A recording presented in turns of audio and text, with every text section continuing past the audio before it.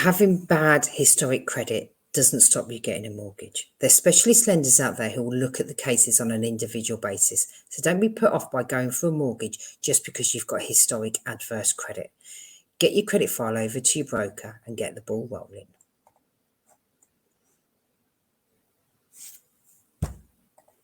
Hi, I'm Jenny from Your Mortgage Hub, and I'm here to help those starting out or starting over with their mortgage applications by showing you what you should and shouldn't be doing when it comes to applying for a mortgage. So I had a client who came to me who had historic adverse. They had CCJs and defaults, and they had quite a few. They had about 10 in total, but they'd just been gifted some money to enable them to get a deposit for their new home. Now, they fell off the market, off the property ladder a few years ago, and it kind of all was a little bit spiraling. So they had they'd lost the job, which meant that they then got some defaults, which meant they got a CCJ, and it all kind of just snowballed. But they'd got themselves sorted, they'd got back into work, and they'd had at least 2 years where they'd had no credit issues. So they'd paid everything in full and on time. So they come to me and say, Jenny, we really wanted to get a mortgage. Our parents are gifting us some money. I think this is the right time. We're in a good job. We're in a good place. The issue we've got is we've got these CCJs and defaults that are now ruining our chances, and we just can't seem to get a mortgage with the high street. So as always, the first thing I said is, look, just send me over your credit file. I'm going to review it, and I'm going to be honest whether we can do this or not. So after reviewing their credit file, I could clearly see that some of the lenders wouldn't even look at some of those CCJs and defaults. And the reason for that is it's all about the date they were registered, the date they were satisfied, and the reason that you got them. So in this case, I was able to take that 10 defaults down to 3 defaults that the lender will look at. And that's because some were under £500, some were registered over 3 years ago.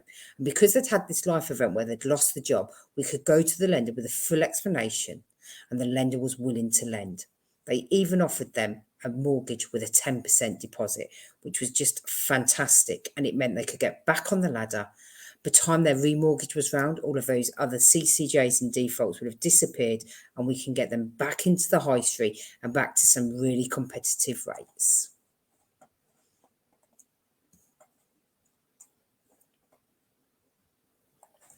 So here are 4 things you need to consider if you've got CCJs and defaults and you're looking for a mortgage. Number 1. We look at the date they were registered and the date they were satisfied and the reason for that. Lots of specialist lenders will ignore any communication defaults. They just take them off the table, which means we can reduce that down. If they're registered maybe over 3 years or 2 years ago, some will completely ignore them as well. And if they're registered for less than £500, they may not even be included. So it's really important you understand when they were registered, how much they were registered for, and why they were registered. Number 2, if you've had a life event that's happened and that has created those defaults or say those CCJs, lenders take a view on that.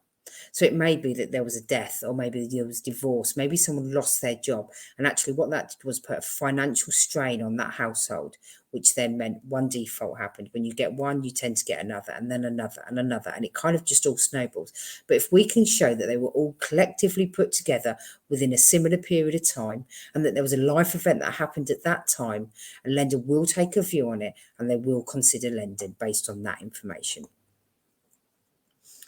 Number 3, the likelihood of your deposit going up if you've got historic adverse, so default CCJs, is quite high. If you've got them in the background, you probably can't get a 5% mortgage. I'm not saying you definitely can't, but you probably can't. So you need to consider how much deposit you've got to put towards your new home. And it may be that you need to be looking at maybe 15, 20, even 25% deposit towards that. And sometimes it's that you can get your mortgage, you just can't get the deposit to support that. But if you get your credit file over to your broker, they're going to be able to tell you exactly what deposit you need. And number 4, and probably the most important one, is your credit file. You need to keep an eye on your credit file. If you've got adverse credit, CCJs, defaults, even IVAs or bankruptcy, we need to understand how that looks on your credit report. Now, I'm going to put a link in the comments below for a 30-day free trial for an agency that uses the 3 top agencies that a lender will use.